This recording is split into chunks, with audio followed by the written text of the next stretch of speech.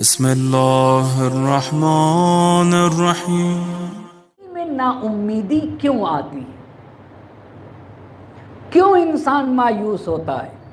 کیا واقعاً انسان کو مایوس ہونا چاہیے؟ کیوں ایک انسان نا امید ہو جاتا ہے؟ اس کے چند اسباب ہیں، وہ میں آپ کی خدمت میں عرض کرنا چاہوں گا۔ کیوں ایک انسان زندگی میں وہ کیوں مایوس ہو جاتا ہے؟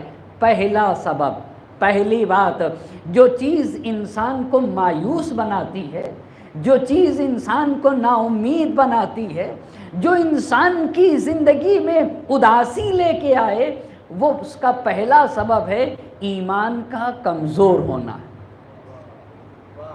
جب انسان کا ایمان اللہ کی قدرت پہ کمزور ہوتا ہے نا، تو پھر انسان نا امید ہوتا ہے۔ بہت توجہ کرتے جائیے گا۔ اب میں قرآن سے اس کی دلیل پیش کرنا چاہوں گا۔ انسان کو خدا کی قدرت پہ ایمان رکھنا چاہیے، اما سختیوں میں گھر جانے کے بعد بھی اسے قدرت خدا پہ ایمان رکھنا ہوگا۔ ابھی بھی میرا خالق ہے، مجھے نجات دے دے گا۔ میرا اللہ ارحم الراحمین ہے، وہ مجھے بچا لے گا۔ میرے پروردگار نے وعدہ کیا ہے کہ دیکھو، مشکلات میں گھر جانے کے بعد مایوس ہونے کی ضرورت نہیں ہے۔ میں ایک بات بتاؤں آپ کو، یہ بتائیے، یہ جو زندگی میں مشکلات آتی ہیں نا، یہ کس کے لیے ہے؟ اس میں بھی ہمارا فائدہ ہے۔ وہ کیسے؟ وہ کیسے؟ ہمارا فائدہ ہے یا نہیں؟ جی، یہ جو مشکلات آتی ہیں ہمارا ہی فائدہ ہے۔ وہ کیسے فائدہ ہے؟ میں ایک مثال دے کے اپنی بات کو یہ بتائیے، جس انسان نے دریا میں تیرنا نہ سیکھا ہو، جس انسان نے دریا میں تیرنا نہ سیکھا ہو اور اچانک اس کو دریا میں ڈال دیا جائے تو ڈوب جائے گا یا بچے گا؟ جی، ڈوب جائے گا۔ کیوں؟ ایک صلوات پڑھ دیجئے بر محمد اور آل محمد۔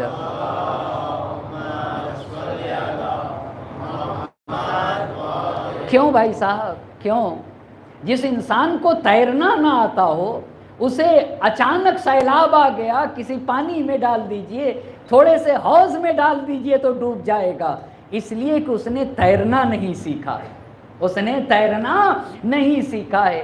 انصاف سے بتائیے، یہ جو ہماری زندگی میں چھوٹی مشکل آتی ہے، پھر ہٹ جاتی ہے، پھر ایک مشکل آتی ہے، پھر ختم ہو جاتی ہے، پھر ایک پریشانی آتی ہے، پھر ختم ہوتی ہے، پھر پریشانی آتی ہے، پھر ختم ہوتی ہے، یہ کیا ہے؟ یہ مشکلات کے دریا میں اللہ تیرنا سکھاتا ہے۔ بہت غور کریے گا، مشکلات کے دریا میں اللہ کیا کرنا سکھاتا ہے؟ تیرنا سکھاتا ہے، کہ ایسا نہ ہو کہ میرا بندہ اچانک بڑی مشکل آ جائے تو اس مشکلات کے دریا میں ڈوب جائے۔ نہیں، اس کی زندگی میں کبھی مشکل آئے گی، کبھی ہم مشکل سے نکالیں گے، پھر اس سے بڑی مشکل، پھر ہم نکال دیں گے، پھر مشکل، پھر ہم نکال دیں گے، تاکہ سختیوں میں گھرنے کا عادی رہے اور اسے تیرنا آئے، مشکلات کے دریا میں تیر کے اپنے کو بچانے کا ہنر آتا رہے۔ یہ جو زندگی میں مشکلات آتی ہیں، یہ حقیقت میں اللہ مشکلات کے دریا میں ہمیں تیرنا سکھاتا ہے، تاکہ میرا بندہ ڈوبنے نہ پائے۔ میں ایک اور مثال دوں تاکہ میری بات واضح ہو جائے۔ یہ بتائیے، آپ نے کبھی غور کیا ہے، یہ جو پرندے جب انڈا دیتے ہیں پرندے اور انڈے پہ بیٹھتے تو بچے نکلتے ہیں، ہے نا؟ پرندے کو گھونسلے میں بچے نکلتے، پھر بچوں کو پر آتا ہے، تو یہ پرندہ اپنے بچے کو اڑنا سکھاتا ہے یا نہیں؟ جی، کچھ پرندے ایسے ہیں، آج کی دنیا تو بہت وسیع ہے، آپ ڈسکوری میں دیکھ سکتے ہیں، کچھ پرندے ایسے ہیں کہ جب وہ اپنے بچے کو گھونسلے سے نکالتے ہیں نا، کہ اب میرا بچہ جو ہے اڑ سکے گا، تو کیا کرتا ہے کہ اس کا بچہ بھی اڑتا ہے اور ساتھ ساتھ وہ بھی اڑتا رہتا ہے، وہ بھی اڑتا رہتا ہے، پھر کہیں دیکھتا ہے کہ ارے اب تو یہ گر جائے گا، اب میرا بچہ کیا ہوگا؟ گر جائے گا۔ بہت توجہ کریے گا، بس فوراً اس کے نیچے آتا ہے اور بچہ اس کی پشت پہ بیٹھ جاتا ہے۔ کیا یعنی دیکھ رہے ہیں نا، پہلے اس کو مشکلات میں ڈالتا ہے، بھئی ابھی تو اس کو اڑنے کی عادت نہیں تھی نا بچے کو، مشکلات میں ڈالتا ہے، دور دور رہتا ہے، اس کے اوپر رہتا ہے، فوراً نہیں بیٹھاتا۔